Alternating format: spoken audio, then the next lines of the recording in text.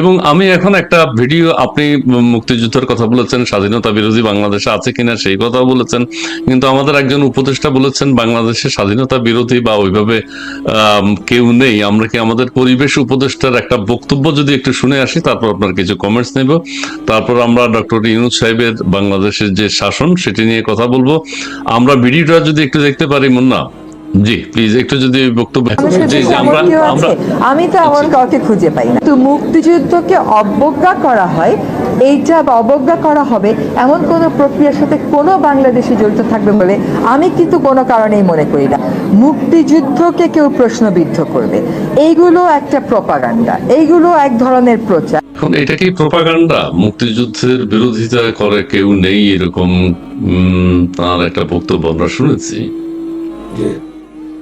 ওনাকে আমি চিনি।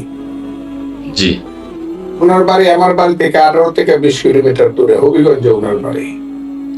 কিন্তু উনি সিলেটি ভাষায় কথা বলেন না। সিলেটের সমস্ত নেতারাই সিলেটি ভাষায় কথা বলছে।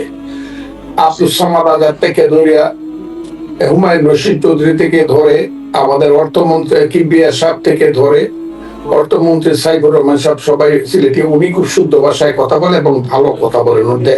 উনি খুব ভালোভাবে উনি জিনিসটাকে করেন। আমার ওনার প্রতি কোনো অন্যায়, কিন্তু স্বাধীনতা সম্পর্কে বা মুক্তিযুদ্ধ সম্পর্কে ওনার কথা বলার কতটুকু রাইট আছে আমি ওনাকে বলতে চাই, আপনি একটু বন্ধ রাখেন। কারণ আপনি স্বাধীনতা এবং মুক্তিযুদ্ধ পরিবারের সন্তান নন। আপনার বাবা মুক্তিযুদ্ধ বিরোধী একজন লোক ছিলেন, তার নাম জনাব সৈয়দ মুহিবুল হাসান। এই যে কথাটা আমি আরেকবার বলছি, কথাটা উনি এইসব কথা বলে নিজেকে যে প্রকাশ করছে, উনি কি মুক্তিযুদ্ধ কি বুঝেন? উনি এই 6 মাসের মধ্যে 600 বার বলা হয়েছে 47 আর 24 হইল মুক্তিযুদ্ধ। 71-এ তেমন কোনো মুক্তিযুদ্ধ হয় নাই, কিছুই হয় নাই। তাহলে বলুক তারা দাঁড়ায়, ইয়েস বাংলাদেশের মুক্তিযুদ্ধ 71, এই কথাটা তারা বলুক, সবাই মিলে বলুক, ইউনূস সাহেব বলুক। একদিন ইউনূস সাহেব বলছে, একদিন, তাও কোথায়? আর্মিদের কাছে গিয়া 21শে নভেম্বর। কথাটা কি বোঝার চেষ্টা করেন। একদিন সেই সেটা কেন বলছে? বিশেষ একটা জায়গাতে বিশেষ কারণে বলছে। কিন্তু এরপর থেকে 71-এর মুক্তিযুদ্ধ সম্পর্কে যে স্ল্যাং ল্যাঙ্গুয়েজ ব্যবহার করা হয়েছে, যে স্ল্যাং ল্যাঙ্গুয়েজ 71-এর মুক্তিযুদ্ধে যে সমর্থন করে, সে কাদেরকে মানতে হবে, কাকে মানতে হবে, কাদেরকে নেতৃত্ব দিতে হবে? 71-এর মুক্তিযোদ্ধাটাকে যারা বলে দুই ভাইয়ের ঝগড়া আর বড় ভাই ছোট ভাই এখন খুঁজা ভাইয়ে ফেলছে, এই মুক্তিযুদ্ধ নাকি বাঙালির 1000 বছরের শ্রেষ্ঠ মুক্তিযুদ্ধ, 1000 বছরের শ্রেষ্ঠ অর্জন? সেই অর্জন কে যারা ছোট করতে চায়, হ্যাঁ মুক্তিযুদ্ধ করার পর দেশ যত স্বাধীন হয়েছে, এই দেশে 72-এর মুক্তিযুদ্ধ স্বীকার করলে 72-এর সংবিধানকে এত অপমাননা করে কেন? কেন বলে কবরে পাঠায় দিব? 72-এর সংবিধান কবরে বলছে কিনা আপনি বলেন তো দেখি, বলছে কিনা? কত মুখে বলছে 72-এর সংবিধান বা কবরে পাঠায় দিব। জি, যেভাবেই বলেন, স্বাধীনতার সংগ্রামের ক্যাপ্টেনের নাম কি?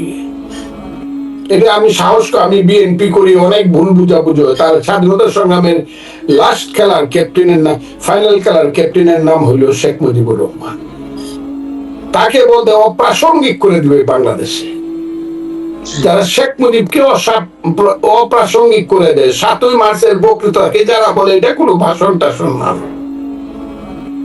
তাদের কাছ থেকে তারপর আমাকে বুঝতে হবে যারা 72-এর সংবিধানকে কবরে পাঠিয়ে দেন। অলরেডি 72-এর সংবিধানের 4টা স্তম্ভের মধ্যে 4টা মূলে 3টাকে একদম গলা কাইটা ফাঁসিতে দিয়ে দিছে। তারপর আমাকে বুঝতে হবে তারা মুক্তিযুদ্ধ মানে। এবং এটা জনাব বা সৈয়দ রিদওয়ানা হাসান শুদ্ধ বাংলায় কইলেই হবে।